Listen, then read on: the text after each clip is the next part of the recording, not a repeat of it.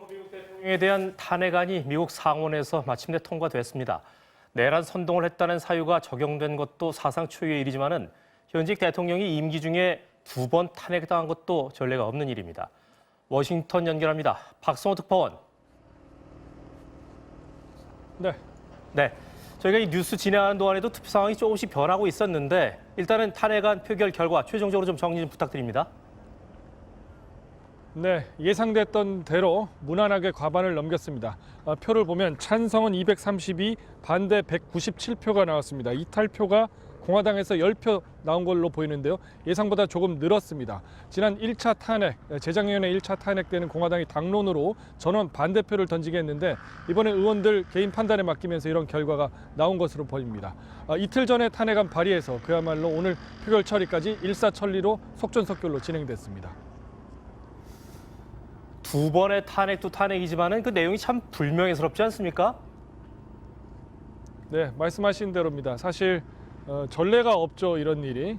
예전에 한 번 탄핵당한 대통령은 2명이 있습니다. 존슨 대통령, 클린턴 대통령이 있는데 이렇게 2번은 처음이고 이제 사유가 심각하죠. 내란 선동 사유가 적용됐으니까요. 헌법과 민주주의 수호해야 할 대통령이 기본 책무 져버렸다는 것이니까 굉장히 트럼프 개인도 그렇고 미국 정치사에 상당한 오점이 아닐 수 없습니다. 미국은 상하원으로 나뉘어져 있어서 이 탄핵안이 하원을 통과해도 이제 상원이 어떨지 모르는데 어떨까요? 네, 지금 일단 하원에서 기소는 해놓고 상원에서 재판 날짜를 잡아야 하는 그런 상황인데 상원에서 이탈표 17표가 있어야 되기 때문에 어떻게 될지는 아직 두고 봐야겠습니다. 그러나 일단 서둘러서 처리할 일은 없어 보입니다. 미치 매코넬 상원 원내대표가 트럼프 퇴임하기 이전에 탄핵안 처리 위한 회의 소집하지 않겠다고 했습니다.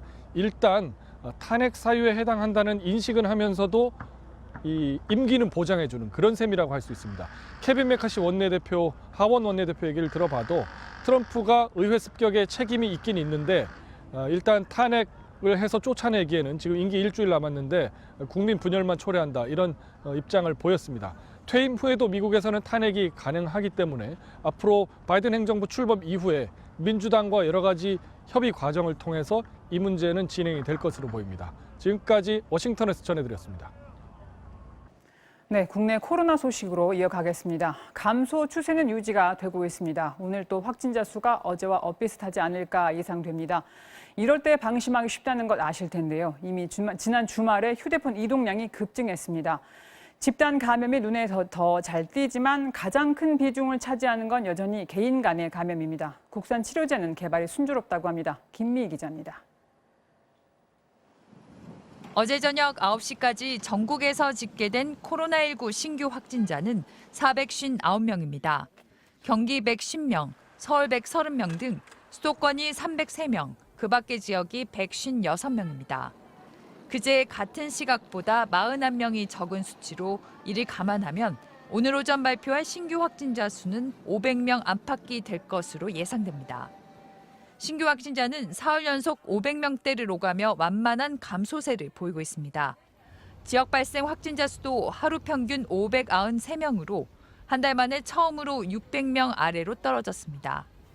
하지만 가족 간 식사 모임으로 인한 감염 등 개별 접촉에 따른 확진 사례가 최근 40%나 급증했습니다.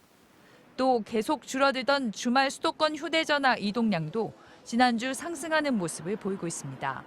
경계심을 풀 사항이 아닌 만큼 조금만 더 긴장감을 가지시고 개인 간 접촉에 의해 감염 확산이 이루어지고 있기에 모임과 약속, 이동을 줄여주시는 것이. 국산 1호 코로나19 치료제 소식도 전해졌습니다. 셀트리온은 자체 개발한 코로나19 항체 치료제 레키로나주가 임상 이상 시험에서 중대한 이상 반응 없이도 코로나 회복 기간을 3일 이상 줄이고 중증 발생률을 낮추는 것으로 확인됐다고 밝혔습니다. 코로나 환자 327명에게 치료제를 투약한 결과 중환자 발생률이 54%로 떨어졌고 특히 50세 이상 중등증 환자에서는 68%가 감소한 것으로 나타났습니다. 셀트리온은 지난달 29일 식품의약품안전처에 레키로나주에 대한 조건부 사용 승인을 신청했고 10여 개국에서 임상 3상 시험을 추진 중입니다. 식약처는 치료 효과를 확인한 뒤 이르면 이달 말쯤 승인 여부를 결정할 예정입니다. MBC 뉴스 김미희입니다. 온 국민을 분노케 했던 입양아 정인이 사건 관련 첫 재판이 어제 열렸습니다. 관심을 모았던 양엄마 장모 씨에 대한 혐의를 학대치사해서 살인으로 변경한 검찰은 수사 과정에서 미리 검토하지 못한 데 대해 사과하기도 했습니다. 양엄마 장 씨는 혐의를 부인했습니다. 공윤선 기자입니다.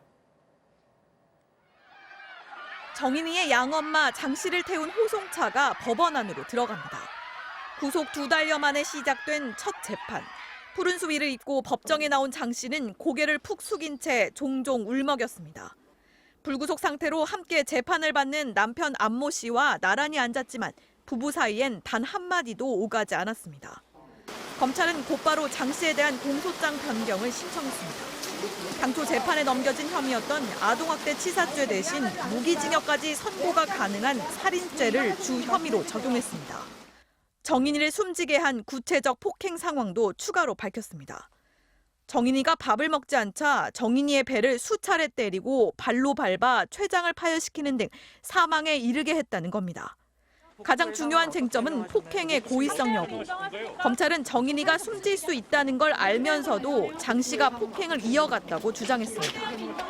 법의학자와 부검의의 재감정 소견과 장 씨에 대한 심리 행동 분석 결과를 모두 검토한 결과라고 설명하면서 수사 과정에서 미리 검토하지 못해 아쉽고 송구하다고도 덧붙였습니다.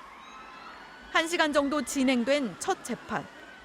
검찰이 장 씨의 구체적 폭행 혐의를 설명할 때마다 탄식을 내뱉던 방청객들은 법정을 나가는 장 씨를 향해 악마라며 비난했고 정인이를 살려내라고 소리치기도 했습니다. 다음 달 17일 두 번째 재판이 예정된 가운데 검찰은 일반 형사사건에선 이례적으로 많은 17명의 증인을 신청했습니다. MBC 뉴스 공유선입니다. 어제 저녁에 경기도 안산에서 한 공사장 주변 땅이 밑으로 완전히 꺼져버렸습니다. 근처 7,000세대 넘게 전기가 끊겼는데요. 근처에 사람이 없기 다행이지 더 큰일이 날 뻔했습니다. 또 추위는 끝났지만 뒤늦은 동파에 물난리 난 곳들이 많습니다. 임상재 기자가 보도합니다. 경기 안산의 한 도로, 왕복 6차선 도로의 한쪽 방향이 완전히 꺼졌습니다. 도로 옆 상가 신축 공사장에 흙막이 지지대가 무너지면서 집안이 내려앉은 겁니다. 땅이 꺼진 건 어제 오후 6시 40분. 낮 12시 반쯤 공사 현장 지하에 설치된 구조물이 무너지면서 발생한 2차 붕괴였습니다. 1차 사고 이후 사람과 차량이 다니지 못하도록 통제돼 다친 사람은 없었습니다. 하지만 땅속에 있던 전력 설비가 망가져 인근 아파트와 오피스텔 7천여 세대의 전기 공급이 끊겼다가 3시간 반 만에 복구됐습니다. 난방이나 엘리베이터나 이런 거 되는데 그거 왜 실생활에 쓰는 전기 만들어요. 그래서 다 나갔다 여기. 집안이 무너진 곳과 인근 아파트는 불과 50m 거리. 주민들은 추가 붕괴가 있을까 불안하기만 합니다. 못 자요. 아저씨 여기까지 좀 크게 나갔는데 근데 제가 무너지면서 쿵 했을 거 아니에요. 안산시는 공사장 주변을 통제하고 사고 원인을 조사하고 있습니다. 서울 금천구의 한 아파트. 물이 계단을 타고 폭포처럼 쏟아집니다. 어젯밤 10시쯤 꼭대기층에 있던 소화설비 배관이 터지면서 물이 샜습니다. 수건이나 담요 같은 걸로 이렇게 막아서 물이 바로 이렇게 내려갈 수 있게 하고 제가 한번 나가서 끌고 옆집에 한번 나가서 끌고. 원인은 동파로 추정됩니다. 얼어 있다가 이제 날씨 풀리니까 얼어 있던 부분이 녹아서 터지는 거예요. 비슷한 시간 서울 영등포구의 한 아파트에서도 물탱크 배수 밸브가 동파로 터졌고 마포구의 한 아파트 역시 동파로 추정되는 누수가 발생해 800여 세대에 9시간 반 동안 물이 끊겼습니다. 어제 저녁 경북 포항의 한 아파트에서도 수도관이 파열돼 500여 세대에 물이 끊겼고 소방 차량이 긴급 투입돼 물 3,000리터를 공급하기도 했습니다. MBC 뉴스 임상재입니다.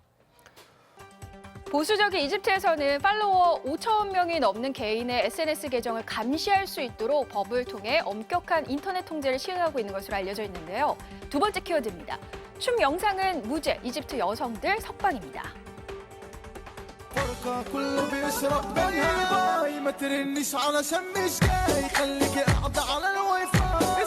자, 방 안에서 그리고 도로 위에서 흥겨운 음악만 있다면 장소를 가리지 않고 춤을 추는 여성들. 이집트에 사는 한인 호삼과 마와다 엘라드홈 양인데요.